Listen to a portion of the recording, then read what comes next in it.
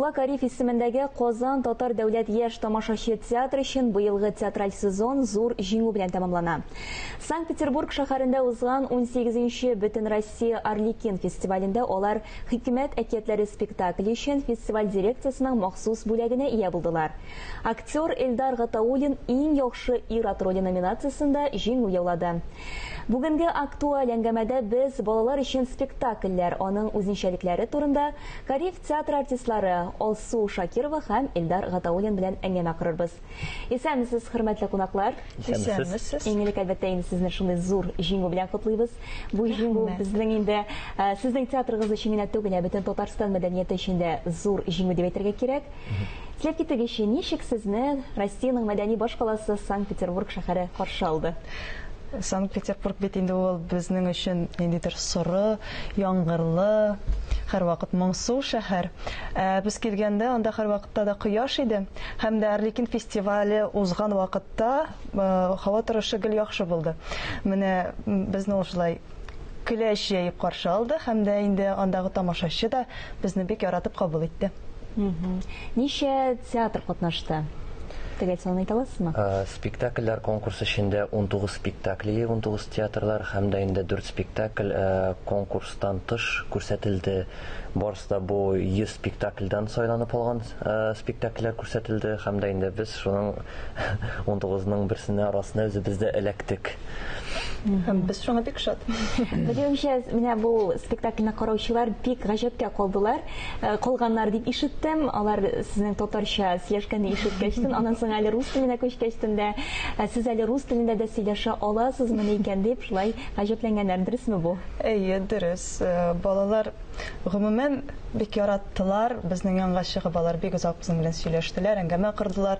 Аларга сюжет линиясе дә кызык иде, аларга кем-кемне уйнаганы да кызык иде. Һәм дә инде әйе, сез әйткәнчә алар шаккаттылар безнең рус телендә дә, татар телендә дә камил сөйләшә белүебезгә. Ул бик әйбәт булды, тел проблема булмау өчен спектакль без беләбез, спектакльнең үз теле бар һәм дә инде бу тел мәсьәләсе, тел белән әңгәмә алып бару гына түгел, спектакль күбесенчә эчендә булган рухыңны, үзеңнең атмосфераңны шулай зритель белән сөйләшү бик әйбәт булды.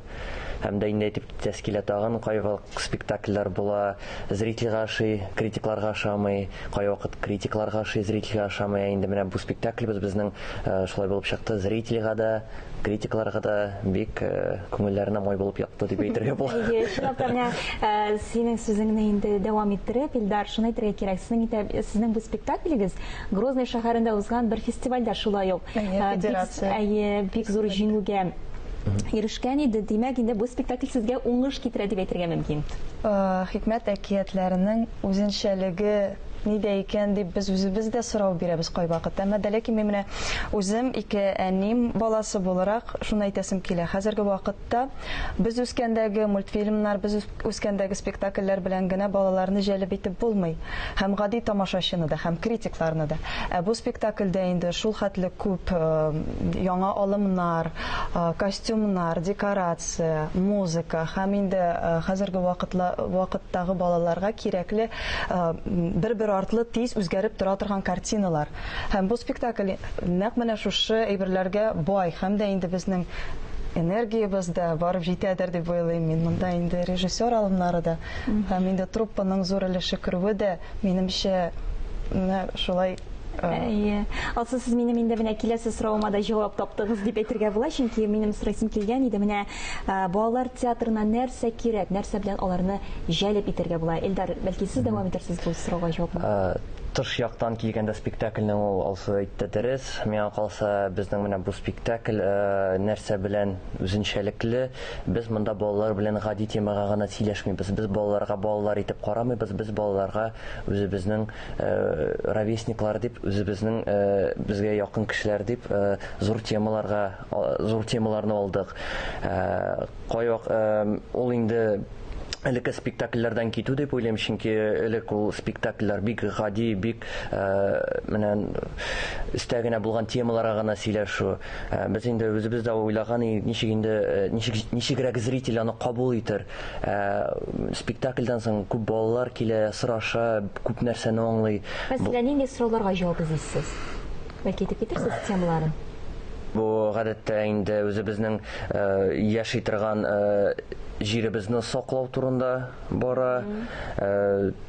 Ото белән балалар мөнәсәбәте турында бара. Күбрәк мин уйлыйм шул үзебезнең дөньябызны саклап калу турында сөйләшү барадыр дип. Чөнки ул безгә хәзер бик актуаль. Без инде күбрәк потребительләр була торып, үзебезнең торган җиребезне онытабыз. Һәм дә инде минем шуны да өстәп китәсем килә. Гомумән безнең театрда хәзерге вакытта Илдар әйтмешли, без балалар белән төрле темага сөйләшергә курыкмыйбыз.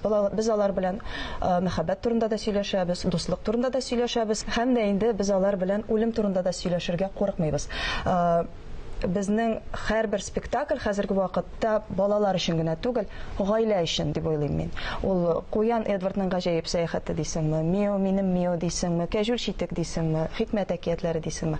Шуңа күрә безнең театрга балаларны мәктәп белән генә алып килү түгел, ә менә балалар әти-әниләре белән килеп, үзләренең аңламаган, үзләрендә сораулар тудырган ниндидер өлешләре булса, алар әти-әниләреннән сорасыннар иде дип, менә әти-әниләре белән килсен дип көтеп калабыз без аларны. Сез хәзер җәйге ялга китәсездер, әйеме?